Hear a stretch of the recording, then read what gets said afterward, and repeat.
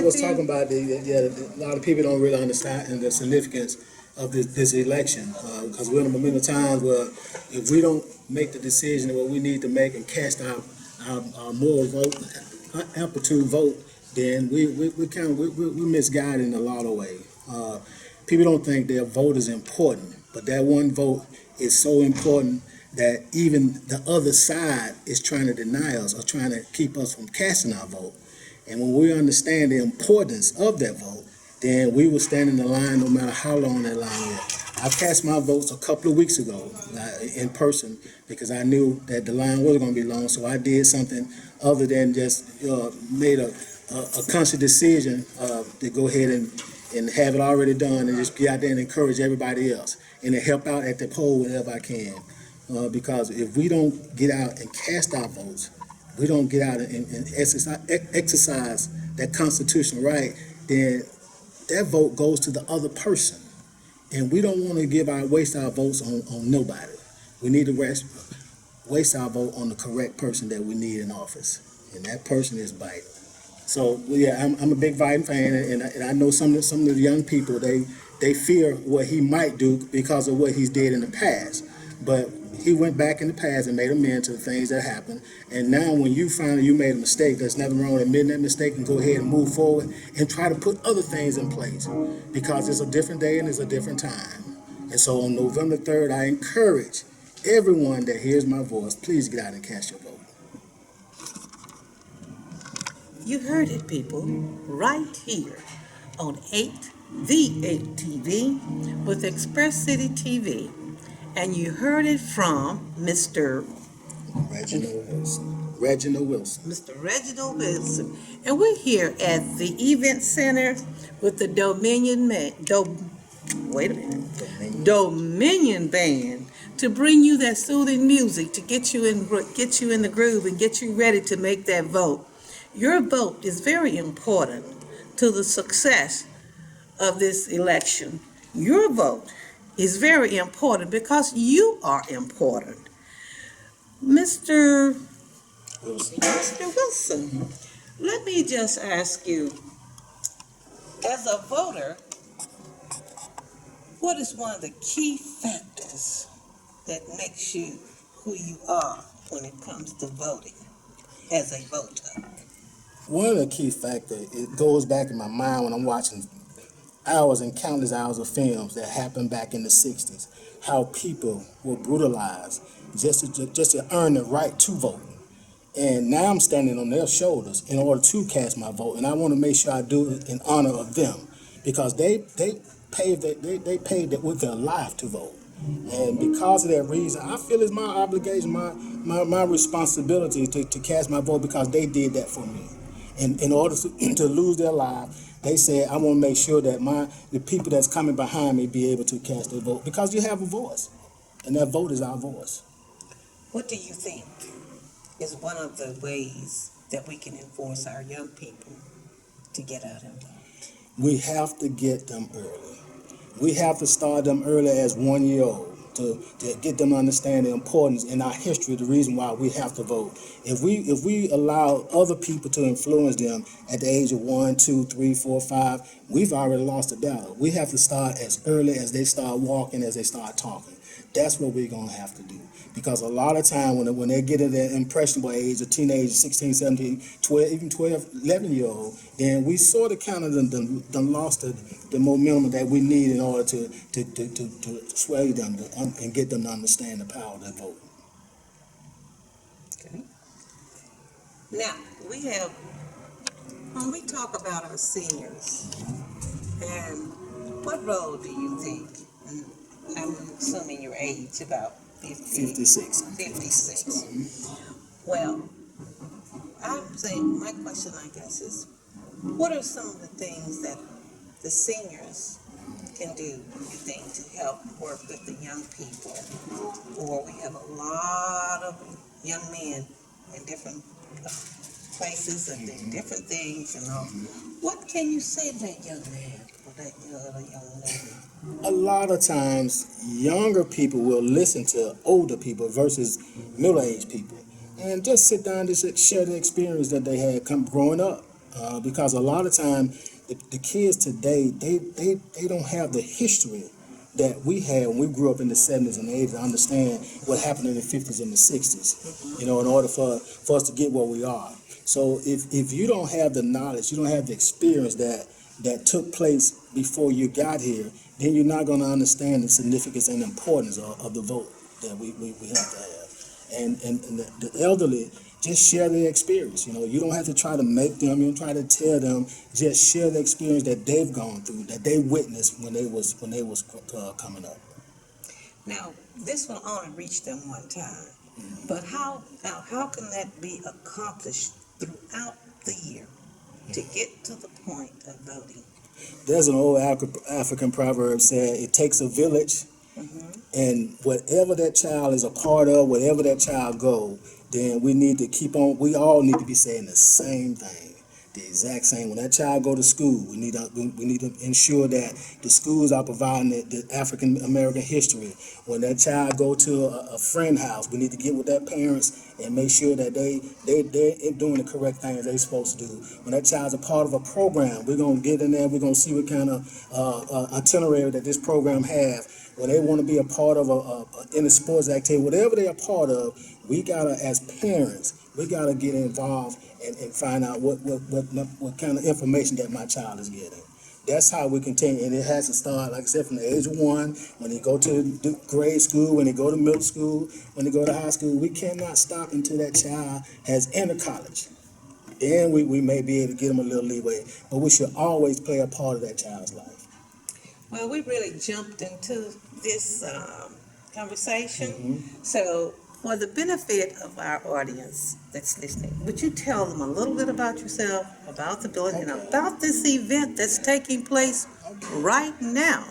Okay. Well, again, like I said, my name is Reginald Wilson, and I was a candidate for mayor of MIDFIELD. And I'm heavily involved. Well, I'm not a sort of kind of politician. I'm a public servant. I really enjoy, you know, being involved with the people. I'm a social worker, and I recruit foster parents. So people are my business, and I'm always trying to share information, you know, where one wants to listen. I organize mentoring programs. I coach youth sports for 30 years here in the city of Midfield and in West End. I grew up in West End, graduated from West End High School, and being involved in the community has always been my nature. I am a big Dr. King fan. I'm a big 60s movement, and that encouraged me. And we have to provide this information to, like I said, to young kids as early as 1 year old. We sit down with them and we explain a lot of things to them.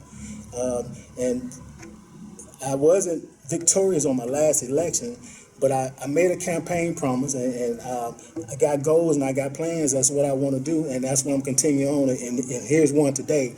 I did say, if you don't want to involve mayor, don't elect me as mayor. So I guess they didn't want to involve mayor, so I wasn't victorious on that day.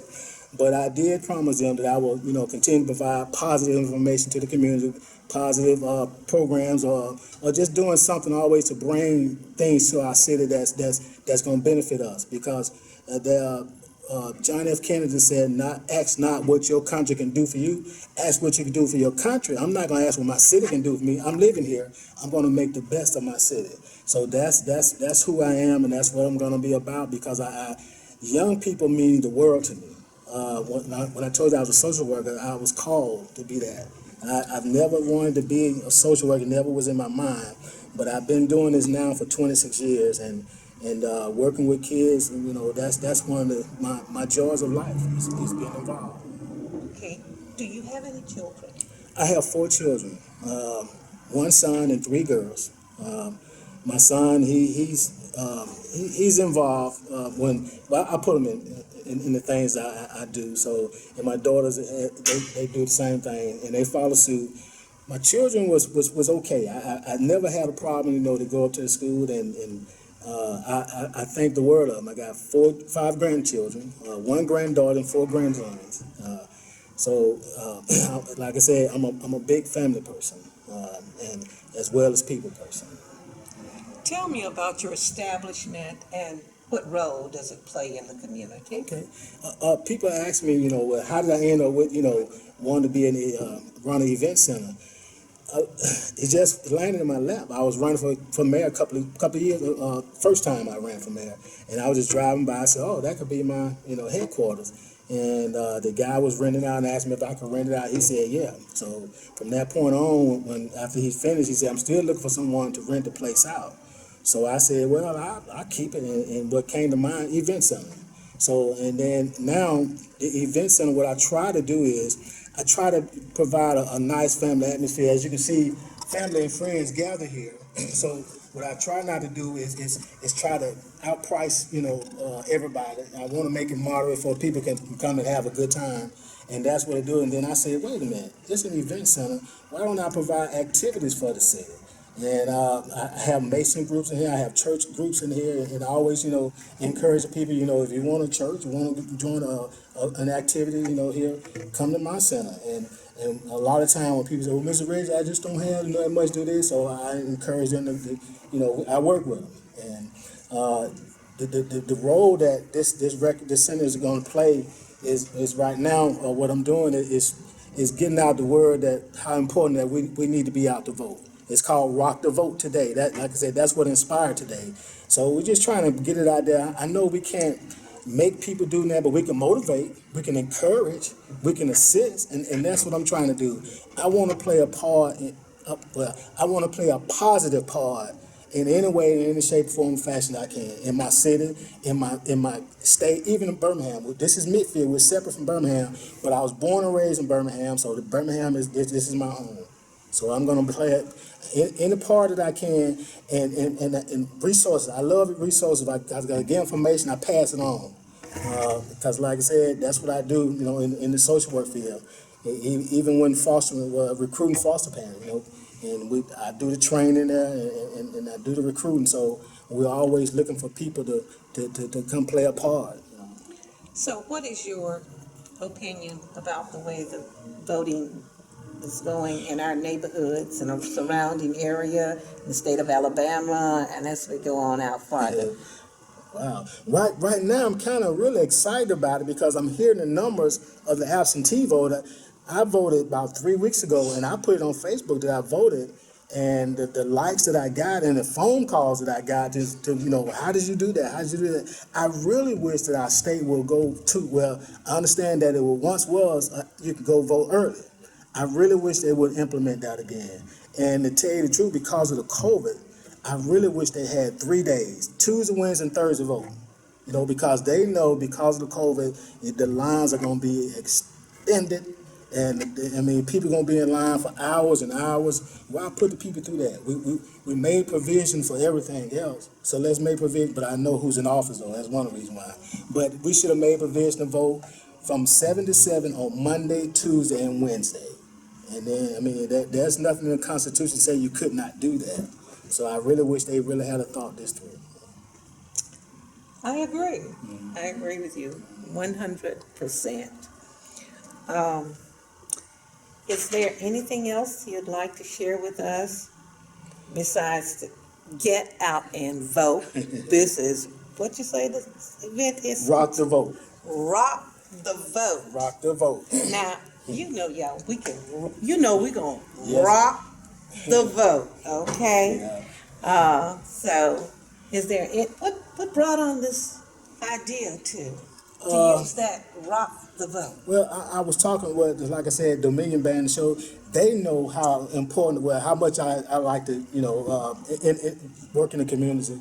And we got together and we talked about it. And they said, okay, we'll just call it Rock the Vote. So this really serving 3 purposes. One is to try to get out and encourage. And like I said, and to thank the people for voting for me, even though I didn't win. Like I said, I'm always appreciative for what anybody do for me. And also just encourage, because the organization that I'm trying to organize is called Midfield Positive Action Team, and we're gonna have the program gonna be consist of mentorship. It's gonna be consist of I was approached while on my campaign trail. One lady, she wanted, if I had a made mayor, to do an elderly program, and I'm gonna implement that in the program that I'm gonna start, and just get out and just provide provide things such as like Rock the Vote, but we'll call it something else once a month, and just be whole positive and try to recruit people to be mentors, try to compel people to just to get involved with the community and just to get involved with the elderly, because we got to work hand in hand. Yes. It's going to always be seen, and they don't understand one of the reasons why the 50s and the 60s was so successful is because they was unity. They was working together. But now we're divided. Division always tear down everything. We got to start working together more with each other. And I don't mind providing any information that I have. I mean, my competitors, I send them, business. When people ask me, I don't have a problem with doing that. I know a lot of people who do a lot of different things, pretty much the same thing, but I still say we all can share in this, because one person may not provide what you need, but the other person will. So we just got to work together hand in hand. It sounds similar We to have one to. person plant the seed, Yes, exactly. one person water the seed, Exactly. and another person harvest the seed. Yes, ma'am. Exactly. But working together, we're gonna always be successful. But we gotta also put God ahead of our life first. That's one of the first things we have to do. And then from that point on, we gotta ask for guidance. We gotta ask for wisdom. We gotta ask for the knowledge that He provides for us. We gotta be about our Father business. We gotta be concerned about us. If you don't want to do it for yourself, do it for somebody else. Do it for somebody. That's the way it works. Well, you heard all of this. Rock the vote. So if you voted, you rocked. You rocked the vote. Yes, as I said a minute ago, hey, let's rock the Let's vote. rock the vote. Keep God in front of your vote and keep Him on the side and on the back and on the other side. And as we go through, we would like to thank Mr. Wilson for being a part of the 8TV and Express City TV, powered by Metro Multi Arts and Progressive Theater. We're here, and we have coming up later with us the Dominion Band, Jazz, rock the vote with jazz, gospel music, anything you want to, just vote. I'll be right here making sure that this gets noted, when I was talking about the seniors and working with them, if it had not been for the caregivers program and the programs that we were doing that was being done by Miss Janice Williams with the senior group, she's with Jefferson County. It's where they're housed now after they left 6th Avenue. But they have virtual reality, they have Alzheimer's, my son has dementia. And the thing about it, that they got this thing called One Roof in Birmingham. And what One Roof does is was started by the Committee to Protect the Homeless, which I've served on for, thank God, for over 13 years. But the money makes the difference, and now it's housed in Birmingham the Cooper Green. So, sure is. So my consensus is that we perish for lack of knowledge. And I cannot fault you for anything. At 63, I became to respect ignorance and ignore stupidity. How? By teaching ignorance. Ignorance means you do not know. Education. And you've got to have a learnable abilities. You've got to have a need, a want to do that. You understand? Not everybody's teachable. But I've learned to respect ignorance, because if I tell you where it's at and how to do it, and I go back to One Roof, just go back from where I started from. If I got the flyers and the information that they have up there, and you standing on the corner, if I took this and gave you one out of my car, you got somewhere to go get something. We do not know, and I admire him when he spoke out and said about passing on information. It's an information system, and with the age group you spoke about, 50 to me 70, I'm 70. Yeah, it's paper and pencil. I'm going right now to take a class to get certified in Microsoft technology. I'm going back to school at Troy State. I've been certified for 30 years. Yeah, In see, Microsoft. that's what I'm saying. Word, But Office, Excel. all those. See, Yes, ma'am. but when they tell me to click a button, and the way I won Miss Senior was, the lady said, "What do you think would be?" So I said, "Well, I'd like to see the high school. We normally did it. They did the implemented the program. We know the high school took the seniors and let them talk. Took their senior class and let them taught seniors how to use the computer. Okay, they did that. And what I was saying, the lady said, what's that?" I said, "Ma'am, look, if you told me move the mouse with the knowledge that some of us have at this age, I'd be on top of the table and the cabinet." Yes, ma'am. And you know, the whole panel of judges just fell out. I said, "Don't tell me to click some. I might hit the switchblade now." This is Words, okay. She's a current council member here. Hi, darling. How are you? How you doing? And your name is? My name is Loretta Scott, Nice to meet and I'm you, with Miss Express Scott. City TV. And this is Mr. James with V8 TV. This will air on V8 TV. Ms. Scott, I have another question for you. Sure. I would like to know all the information that you've taken in over the years, all the information that you've shared over the years.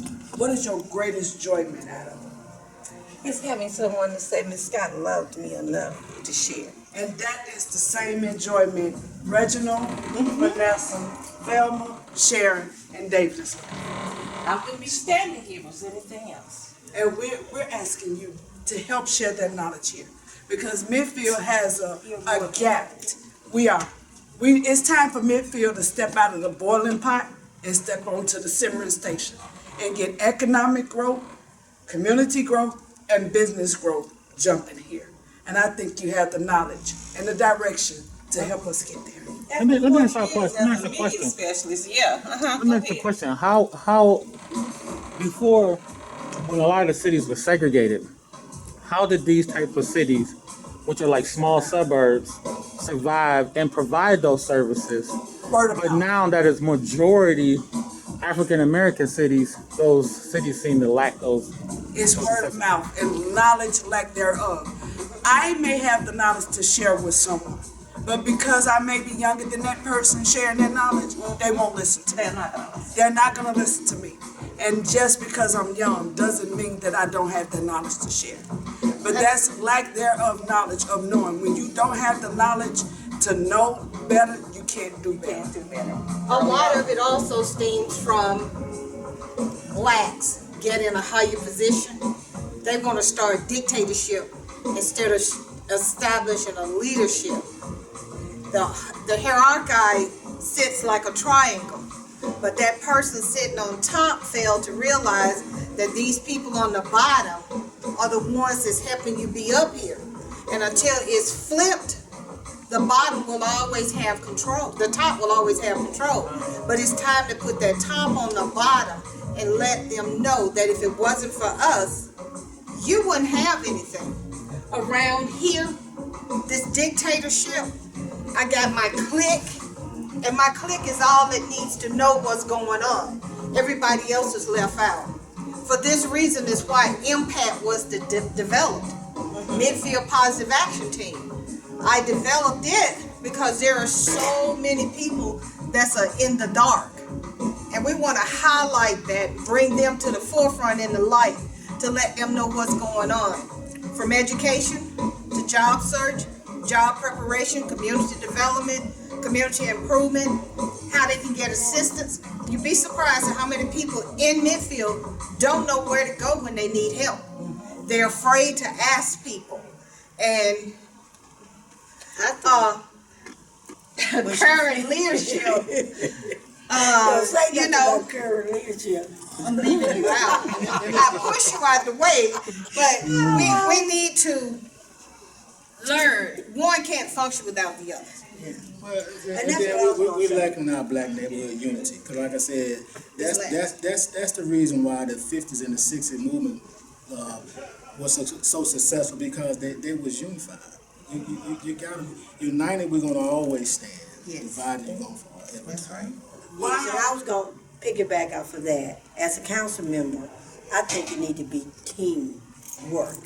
No one person can do anything. The community and the leaders all need to work together. You can't work against each other. Believe me, I've tried it. So that's the only way. You can have all the knowledge you want to, but if you don't have anyone to work with you with that, it's nothing. It's nothing. So I just wish we could come together and just work together on a positive thing with a team, with the councils. That's my inside opinion about that. I have a verse that not a verse, but a saying. Unity is those that stand together. United we stand, divided we fall. That's been in the saying ever since time. However, we do have some people that know that unity amongst the African American are so weak due to the failed system that started back in the 70s with segregation of parents away from their children. The unity needs to fill, that gap needs to start at home. It needs to be filled first. Without strong fathers at home, we can't have strong children. We can't have strong mothers. The fathers are the persons that disciplinary, mothers are the ones who care and provide. If we get back into the old saying and the Bible sayings of those ways, I think we'll be able to save our youth. One of the things when I was interviewed by the caregiver doctor on her show, and she said, what do we feel the percentage on the senior?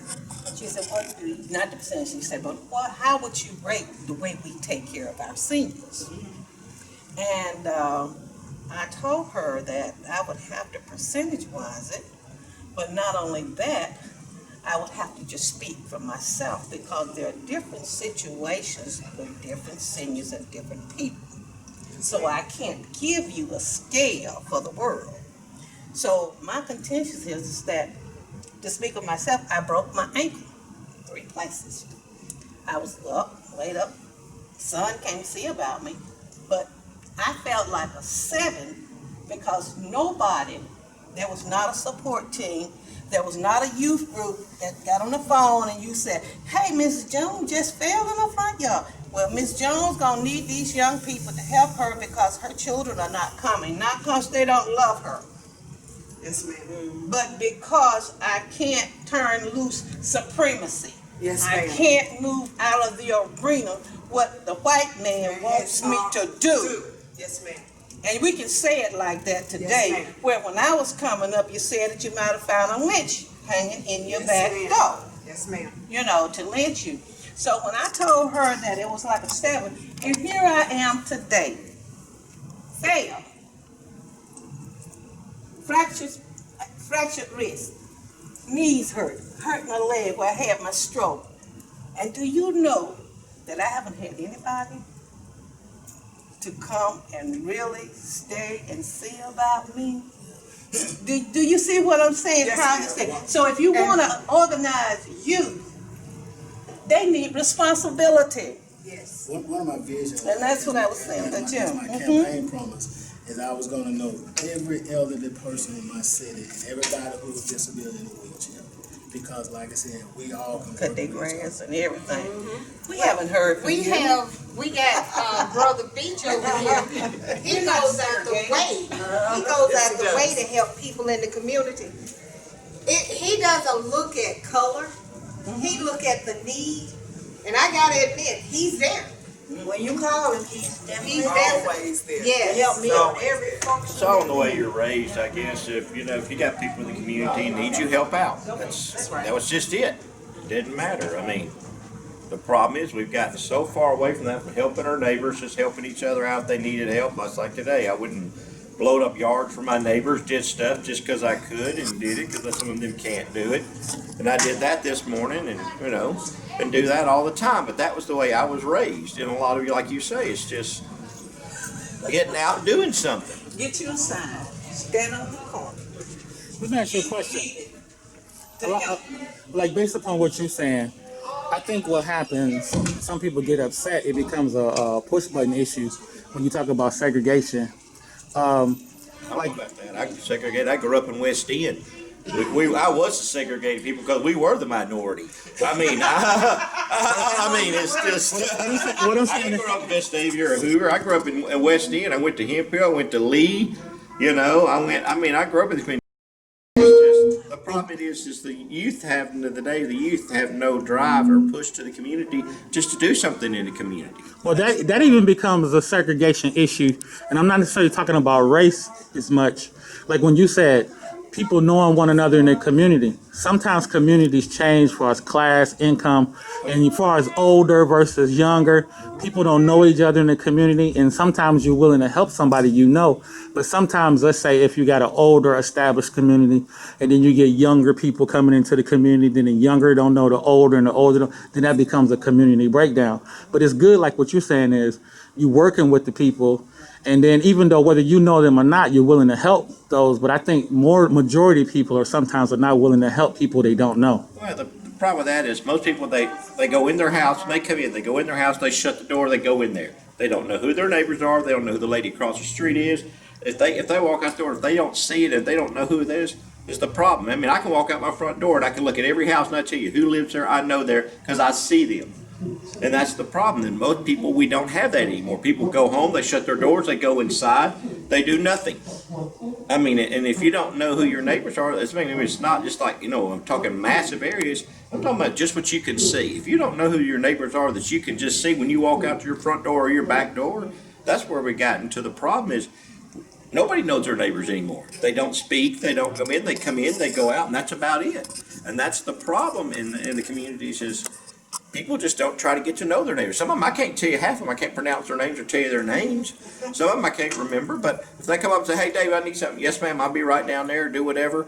And it's just, doing what you have and using the abilities that you have. Like I've been in the construction industry for years. So if they got a little problem, I come down there and help them, give them advice, do something. But we've just gotten away from that in society, period. I mean, it's the ridiculous part. But like That helps with the community breakdown too. I mean, and that's what we really ran into. It is. And I think with the community breakdown, if we want to bring the breakdown back together, we have to develop community things to bring the community together. You have to have a different age group. You have to have a different class of things to do. If you have nothing for the community to meet and gather and fellowship, you can't get to know your community. You can get to see somebody, but that still doesn't mean that you know them.